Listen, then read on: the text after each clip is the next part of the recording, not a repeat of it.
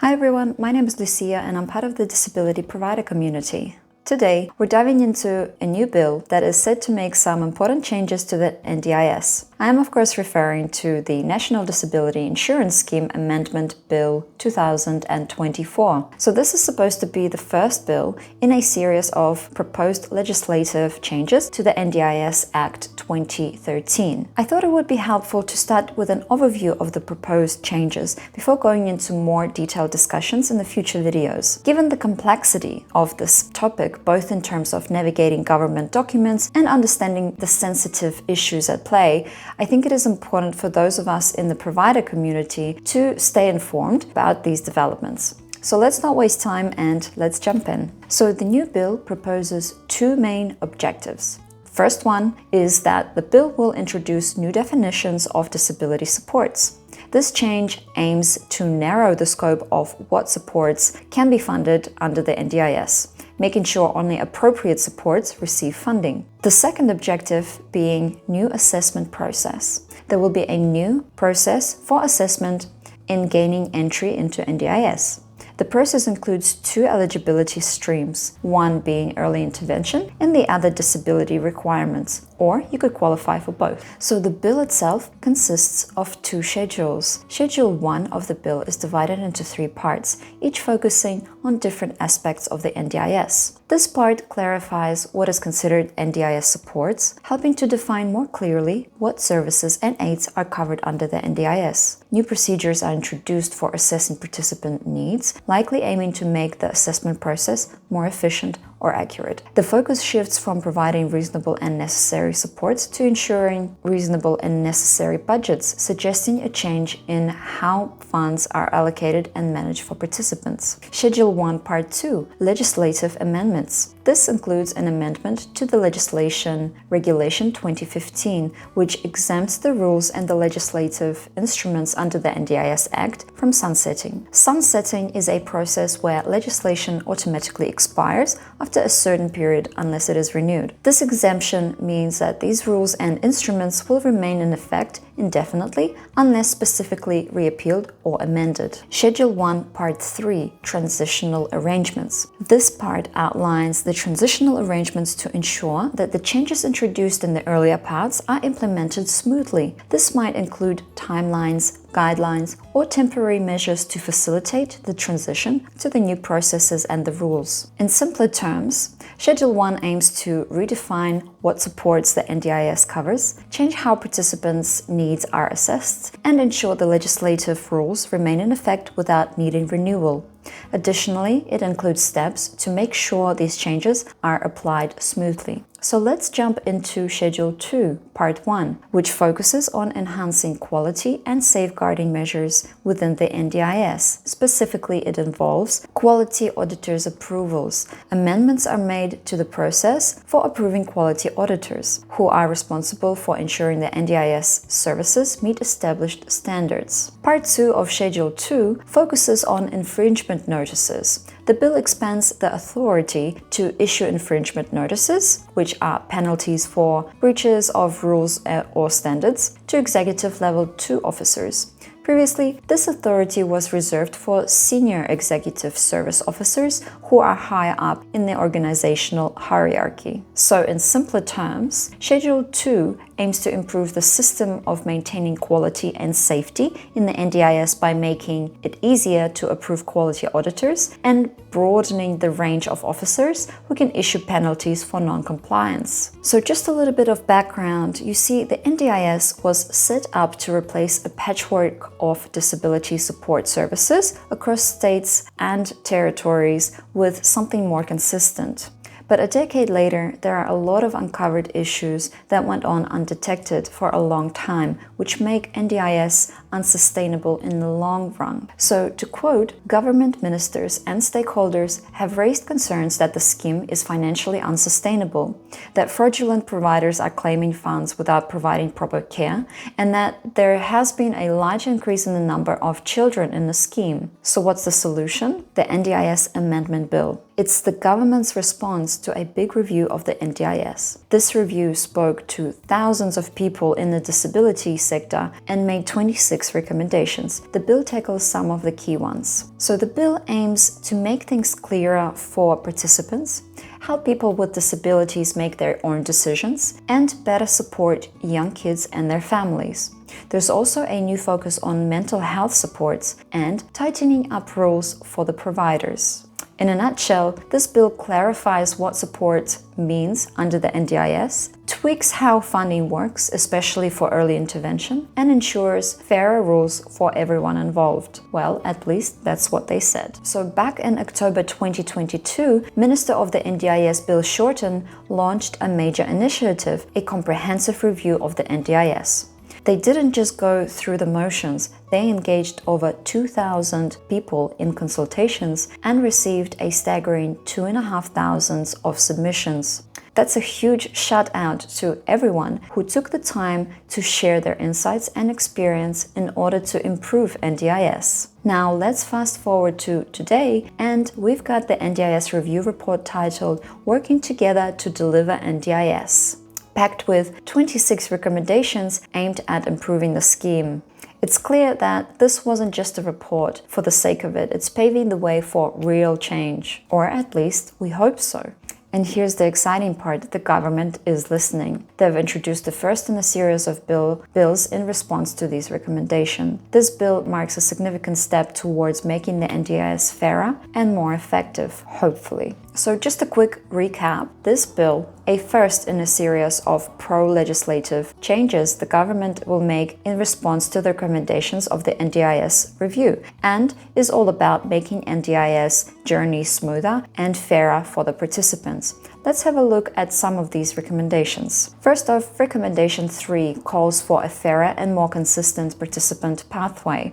Imagine clearer steps and less gray areas when navigating the NDIS. That's the goal here. Then there's recommendation number 5, which focuses on empowering individuals with disabilities to make decisions about their own lives. It's about putting more control in their hands, which is crucial for personal autonomy. Recommendation number 6 introduces a continuum of support for young children under the age of 9 and their families. Early intervention is key, providing timely assistance that can make a world of difference in a child's development. Moving on to recommendation number 7. There's a shift towards a new approach in supporting people with psychosocial disabilities. It's about personal recovery and tailored mental health reforms, aiming to better meet the needs of individuals with severe mental illness. Lastly, recommendation 17 tackles provider regulation and quality safeguards. It calls for a balanced, risk-proportionate model to ensure that all NDIS providers meet high standards of care and accountability. These changes mean a more transparent and efficient NDIS, ensuring funds are used where they're needed most, whether it's lifelong support or targeted interventions for children. So then let's have a look at the current NDIS arrangements that are proposed to be changed. NDIS operates through individualized budgets known as plans. These plans are crucial as they fund disability supports across various categories defined as reasonable and necessary. The good old reasonable and necessary. This phrase has probably imprinted itself in all of your memories, especially if you have been in the sector for a while. Let me know in the comments below if you can relate and how long have you been in the sector. So what does reasonable and necessary mean? Well, it's not just a catchphrase. These are a defined criterion under the NDIS Act 2013, Section 34. It outlines what types of support a person can qualify for based on their needs. Additionally, NDIS rules, particularly the 2013 Supports for Participant rules, further details these criteria and considerations. So here's an example. Imagine a participant, let's call him John, who has a disability that affects his mobility. John's NDIS plan includes funding for a physiotherapy sessions to improve his strength and mobility. This request meets the reasonable and necessary criteria because it directly addresses John's disability-related needs and aims to improve his functional abilities. Now, let's imagine a different participant. Her name is Julie, who requests funding for regular spa treatments and manicures. Julie argues that these treatments help her improve her self-worth, self-esteem, and overall well-being. While self-esteem and well-being are important aspects of personal health, spa treatments generally do not directly address or mitigate the functional impacts of Julie's disability. Under the NDIS Act 2013, supports must directly relate to managing or alleviating the impacts of a person's disability. In such cases, the NDIA would typically consider alternative supports that are more directly linked to managing Julie's disability and improving her functional capacity, ensuring that funds are allocated in ways that maximize the participants' independence and well-being in relation to their disability-related needs. So back to the review. One of the main recommendations is the shift from, instead of focusing solely on individual support items like therapy sessions, this could be exercise physiotherapy or art therapy, or specific equipment purchases such as a wheelchair, the suggestion is to adopt a more holistic approach. This means moving towards a whole-of-person plans. The bill incorporates provisions to make this shift, allowing for more flexibility in how funds within these budgets can be used. Eligibility for the NDIS is another critical aspect. It's determined based on disability requirements and early interventions needs. Interestingly, participants can qualify for both streams, early intervention and permanent disability supports, concurrently. Those entering the scheme through early intervention might transition to permanent disability supports as their needs evolve. In summary, the current NDIS framework revolves around individualized plans built on reasonable and necessary supports. The ongoing legislative changes aim to enhance flexibility and adaptability, ensuring that NDIS participants receive the most effective supports tailored to their evolving needs. So the move towards a whole-of-person approach under the NDIS is designed to provide participants with greater flexibility, personalizations, and control over their support plans. It aims to enhance overall well-being, improve coordination, and encourage innovation, ultimately leading to a more effective and satisfying support experience for the NDIS participant. So it may actually come off as a little bit of a contradiction, suggesting that participants will receive a greater flexibility with supports, but also narrowing down the supports that will be permitted under the NDIS. Tell me in the comments below, what are your thoughts about this? So I guess at the moment it is definitely way too early to tell whether these changes will make a smoother experience for the participants considering current circumstances. So the whole-of-person approach might not actually be a bad one. Why? Because NDIS, in my experience, has been quite notorious about providing funding towards each isolated disability for a participant. Let me ask you this, how many times have you been speaking with an NDIS delegate and trying to explain to them that mental health is absolutely related with physical health in an individual? The concept of explaining this to a person in NDIA itself is something from the Stone Ages. I would think that probably every one of you will have a ridiculous story or a conversation that you had with NDIA.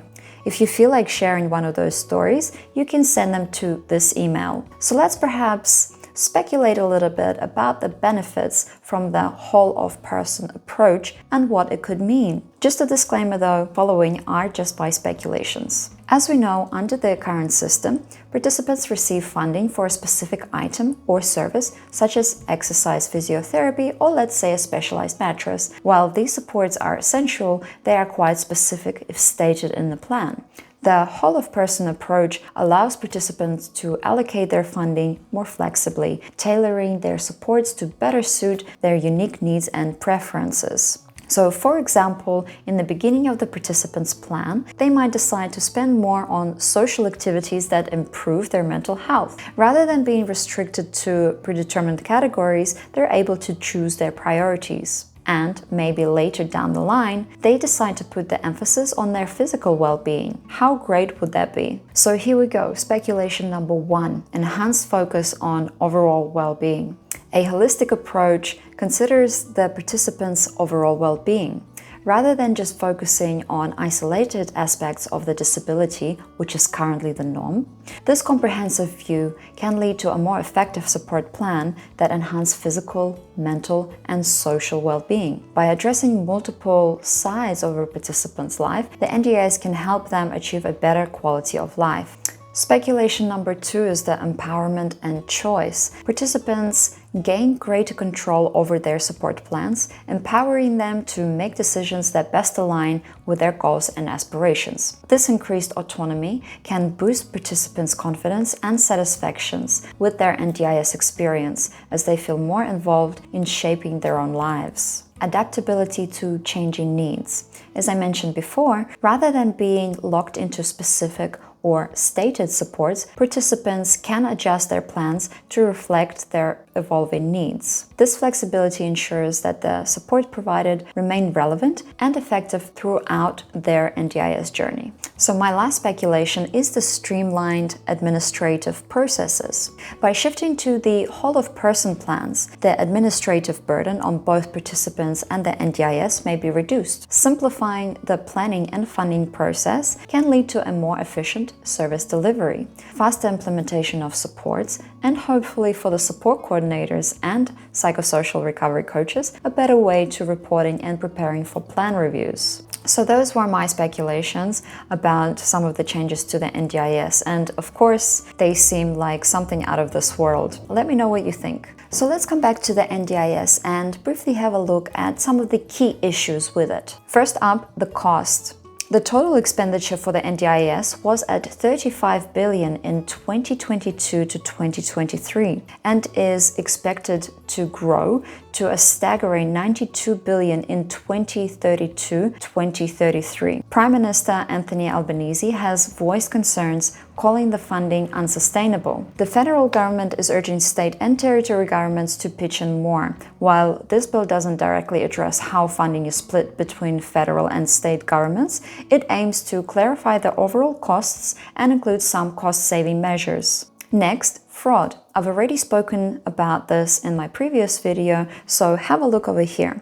Fraud is a significant issue tied to the overall cost of the scheme. Fraudulent providers sometimes overcharge NDIS participants, especially those in supported independent living facilities where they can access a large portion of participants' NDIS budget. There have also been cases where providers charge NDIS participants more than non-NDIS participants for the same products and services. On top of this, there are also a lot of recent articles that have addressed providers misusing NDIS funds for things like cruises, purchasing cars, and even drugs. Now onto the eligibility criteria, and this has been a sticking point for many. There are inconsistencies such as the access lists that make the process easier for people with certain disabilities, but not for the others. And the reality is that currently 2 people with similar circumstances and similar disability may be granted access to NDIS. However, the inconsistency is in the amount of budget that they each receive.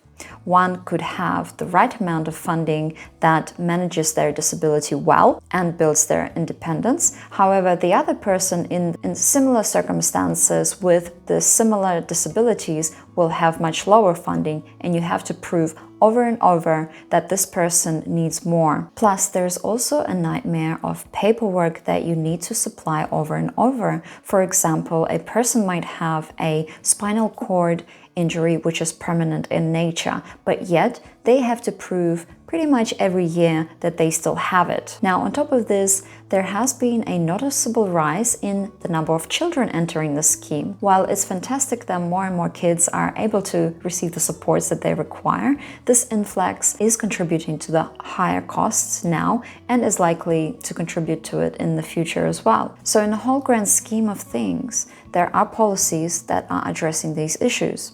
So the Albanese government has committed to capping NDIS cost growth at 8% under the NDIS Financial Sustainability Framework starting in 2023. Now, it was revealed that these details on how this cap would be achieved were still being worked on. The government has claimed public interest immunity over related documents, citing potential harm to relations with state and territories. The 8% growth target is expected to be enforced by July 2026. To tackle fraud, Minister Shorten established the Fraud Fusion Task Force, which brings together 19 government agencies to swiftly detect, resolve, and prevent NDIS fraud.